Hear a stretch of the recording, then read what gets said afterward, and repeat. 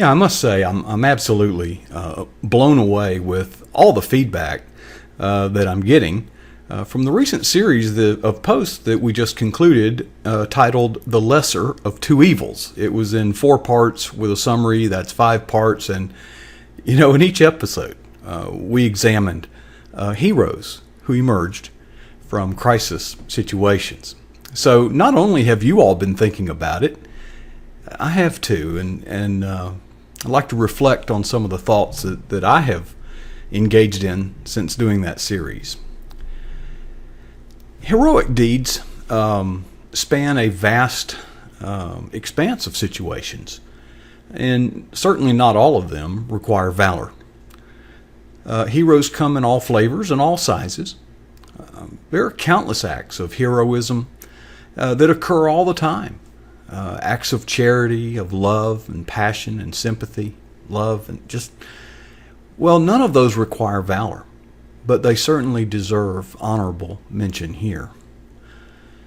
But this episode is titled Heroes Are Born of Crisis for a reason. If there's a hero, well, there was a crisis. I think we all tend to at least think of ourselves as brave. In our imagination, in our self-talk, and in our thoughts. We portray ourselves as responding heroically in a crisis situation. Perhaps we are trying to affirm ourselves that we would be a hero in a crisis situation.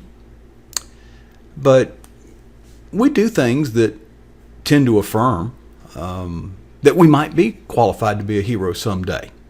I see people that stand up to City Hall. That takes courage. They stand up for our students or the homeless or the disadvantaged, and on the list goes. They stand up for anything worthwhile. Well, meritorious indeed, but that still falls short of valor. They certainly earn marks for good citizenship.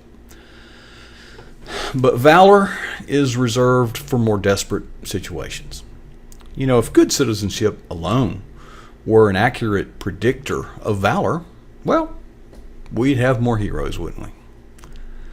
But at least it's a good start, good practice, so to speak. After all, we don't have to wait for a life-threatening situation, and the stakes aren't near as high. So, not to mention that time is on our side. We pick our battles, so to speak.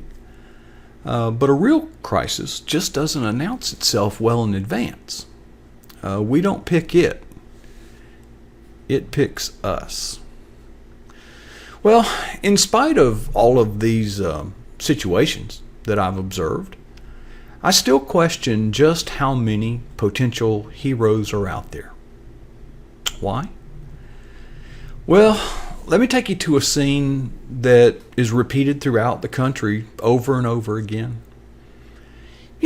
Any good church will periodically hold an evangelism emphasis. And we should.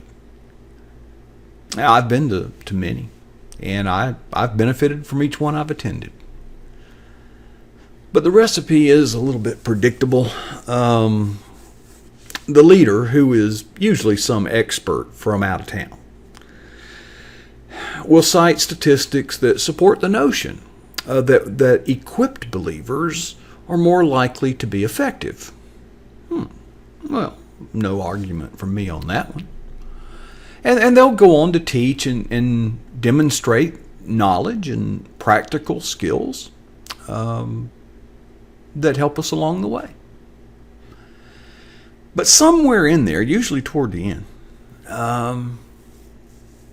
they'll pepper in some assurances, that let us know that some of the things that we dream up might happen if we do something as bold as share the gospel. Well, they just seldom happen. Well, that's where I need to weigh in.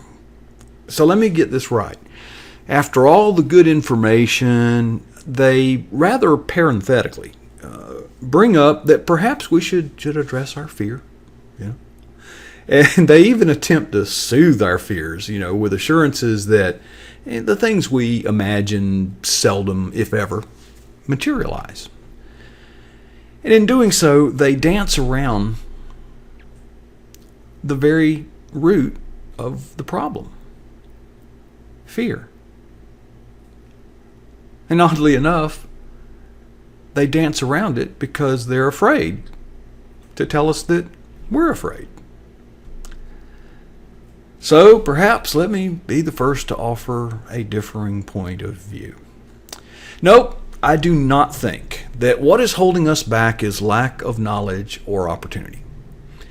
It is a convenient excuse, however, to continuously study the problem and prepare for the problem, but never actually deal with the problem. I submit to you that we already know enough, and that opportunity is abounding. But frankly, what holds us back is fear. We are cowards. Let me ask you something. If every fear that we imagined did, in fact, materialize, is that going to be your excuse when you stand before God? Let's go to another scene. I'm amazed when I attend a meal outside of church. Oh yes, that inconvenient moment arrives. Someone will, or I should say might, announce that a blessing will be given.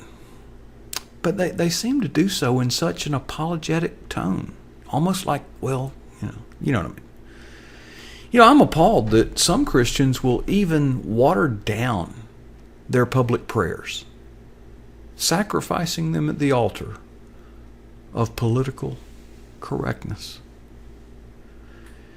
Now, if I invite someone of a different faith to offer a prayer, I fully expect them to pray according to their own faith. If they water down their prayer, they've lost my respect. Their prayers in accordance to their faith do not offend me. No, I'm not a victim. In fact, they've earned my respect. This doesn't call for valor, folks. Nobody's life is in jeopardy. If we're gripped by fear in a situation of saying grace before a meal, God help us. You see, not only are heroes born of crisis, so are cowards. God help us. Those are my thoughts. But I'm interested in knowing yours.